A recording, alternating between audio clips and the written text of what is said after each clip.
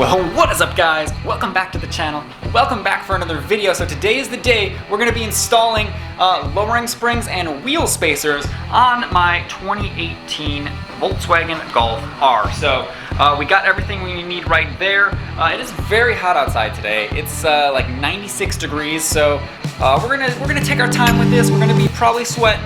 I think I have a really good idea of what to do. This is my first time working on a Volkswagen, so, you know, but it shouldn't be too bad. I got a couple friends coming over to help, so it should be a good time, so let's get right into it. So if you guys didn't see my last video, which if you didn't, that means you're not subscribed, which means you need to subscribe. The button's right there, it's free, and I really appreciate it. Anyway, so we have some Neuspeed lowering springs and a ECS tuning wheel spacers here. This is called the flush kit for the Volkswagen Golf R. So I listed in my previous video why I went with lowering springs. I'm not really going to cover that in this video. I will in the next one, but either way, we got the lowering springs. It should be about an inch drop, which should make it look pretty good. We'll do a little before here, but an inch drop should look overall really good on the car. So the first thing we're going to do is get this thing all jacked up. My friends should be here in a little bit, hopefully, because I don't want to sweat here by myself. But let's get it jacked up and let's start taking her apart.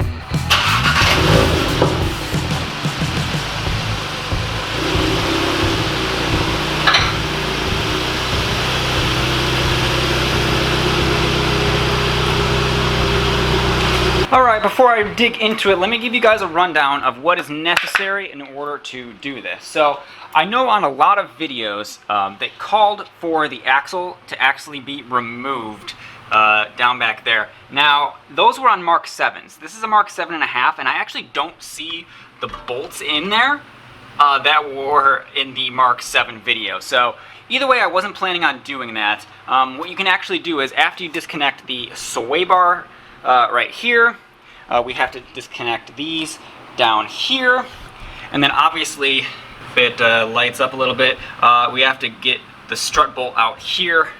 And once that is all loose, I saw a video that used the 2x4 method. So what I did was, I got a 2x4, what do you know, and I drilled a hole in the top like so. So this is actually going to go up here, and the screw is going to hold that in, and then I should be able to jack it up and actually lift the strut out of the seat instead of disconnecting the axle and disconnecting the hub and all that stuff to do all that, because that's a lot of extra work. So we're going to try that method first. I saw somebody do it. It looked pretty good. So we have to also remember to disconnect all your wires if you have the adjustable shocks like I do here. Now, under the hood, so we will end up having to disconnect, well, not disconnect, but we're going to peel this back, and there's a little clip right here that we should be able to pull out. See if I can do it actually right now. Pull it out. Don't want to lose this clip. We're going to put it in our trusty bucket there, and then this should be able to lift up. Let's see if I can get this out of here. Lift up enough to get to the bolts on the top of the strut there. So overall, I don't think the fronts are going to be too hard. The rear should be pretty easy because it's like 3 bolts and the spring just comes out. So we're going to do that last, probably when we're all tired. I'll get to work on this before anybody gets here. 12 seconds later. Of course, another beautiful rainy day in Florida. Anyway, update guys. So we got the first one out using the 2x4 method. I will explain exactly how it goes on the other side. I wanted to try it for myself to make sure it worked, but it did indeed work. This one was a little bit stuck on the bottom, but as you can see, she is out. So we will get this spring swapped over, and then we'll work on the other side. 2 hours later.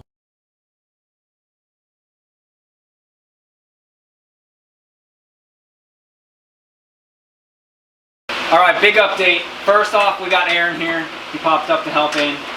As usual, Steve's standing around doing nothing. I got my cameraman behind the camera, the one, the only, Mr. Kevin McMullen. Say hi to the camera there. What's up, guys? You guys know him. He's got Lambos. He's got Supras. He's basically a billionaire. But you know, anyway. So, we did the other side already using the wood method. It worked much better on this side than it did the other side. For some reason, the other side, it was getting either bound up or something, but it just wouldn't come out or go back in. So on this one, it came out a lot easier. I would say it's probably easier than disconnecting everything else because it's just a lot faster. Or else we would have had to disconnect the whole, what do you call it?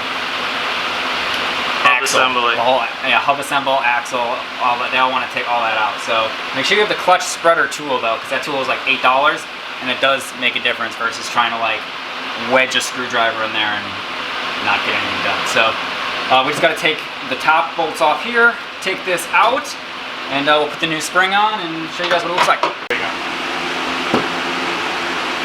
Are you filming something? I filmed that. I hired this guy as a cameraman. He doesn't film anything. This is YouTube. We need content. Paid him about Jesus. paid him about $3 an hour. You think I'm doing this just because I want my car to look cool? No, content. I just want my car to look cool. All right. Don't try this at home, kids. Now we already did this with the other one, so I know it's good. But always use a spring compressor, okay? Rent it. It's free. Don't be idiots like us. You know, as they say, do as I say, not as I do. You want to do this one?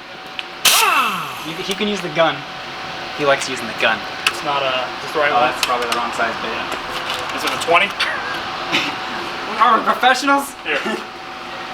What? I don't know what size is this. That's an 18. Yeah, what are we? Professionals? Are we doing this like for a living or something?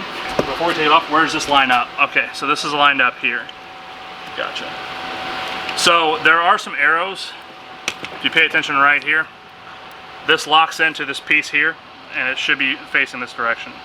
So, because it actually is directional. If you spin this, it is going to be in a different direction. Got it. It's like a fireworks show, you know, you just back up. I wouldn't do it like that. It's not going to even go on. I'm not responsible for anything that happens in this video. I just wanted to see, you know, see what will happen. Put your face right over it.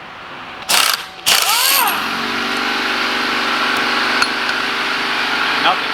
All that hype is going to explode in your face? Nothing. Hey Steve, can you do that again? I wasn't recording. You're fired, Kevin. You're fired. Any pay you would have gotten? Zero. So, take this off. That's bump stop there. We'll just leave that. Old spring. New spring, sir. Hey, made in Turkey. Okay, it's made in Turkey. Nice. Here's a new spring. Made in Germany. Neuspeed, not sponsored. There you go. If you want to sponsor me, Neuspeed, reach out. Kind of late, I already bought the products. They have wheels. Yeah, they do have wheels. I'll take some wheels. Their wheels actually do look pretty nice too. And they are flow formed. Like that's what you're saying? Yeah, it locks in there, and then it was lined up like this. It looks a lot See, better. that one went on much better than the other I'd one. still use the Allen and try and Just get it a little bit tighter.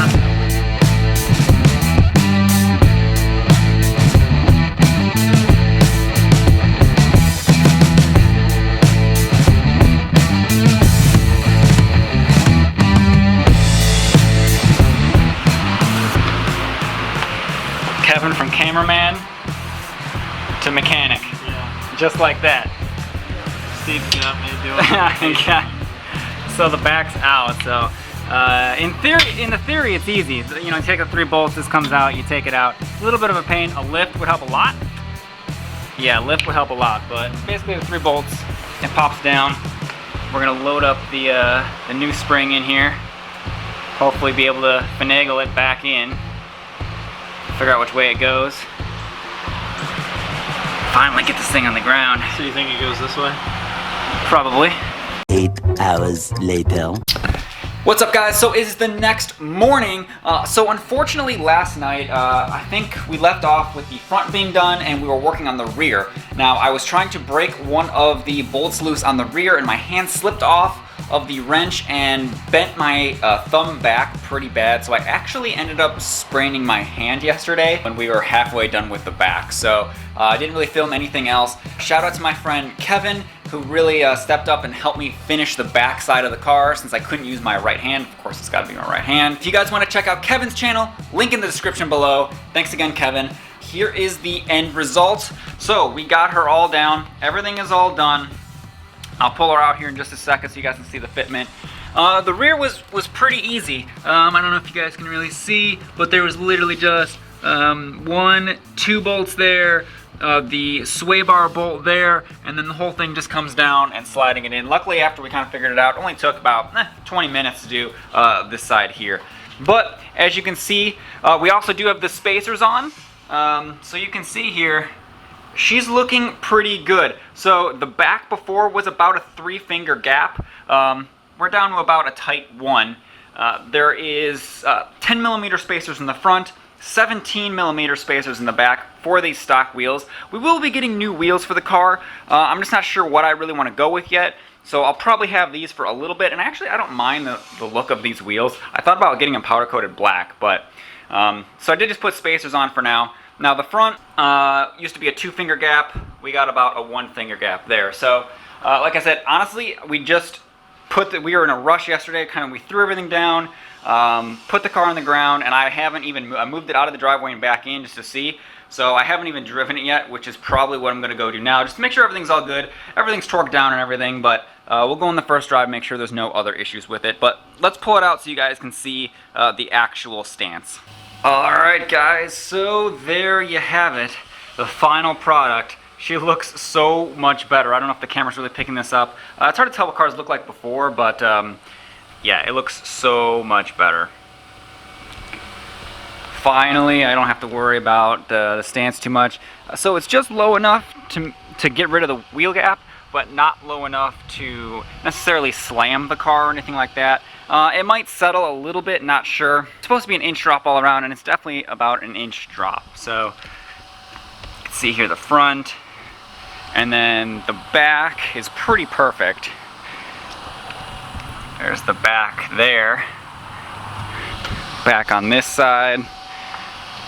Pretty good. So overall, I'm pretty happy with the fitment. Like I said, yeah, coilovers would have lowered it and done a little bit better, but I would have had to give it my adjustable suspension, which I didn't really want to do, and it would have been a lot more expensive.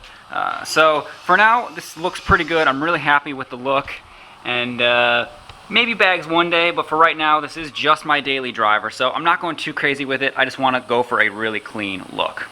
I do think I'm going to end the video here, guys. I hope you enjoyed it. Sorry for not, I guess, documenting it as well as I kind of wanted to, but hey, stuff happens. But anyway, guys, like I said, I hope you enjoyed it. If you guys are new, if you could please subscribe to the channel, I'd really appreciate that. Throw this video a thumbs up, and as usual, we will see all you guys on the next video. Peace.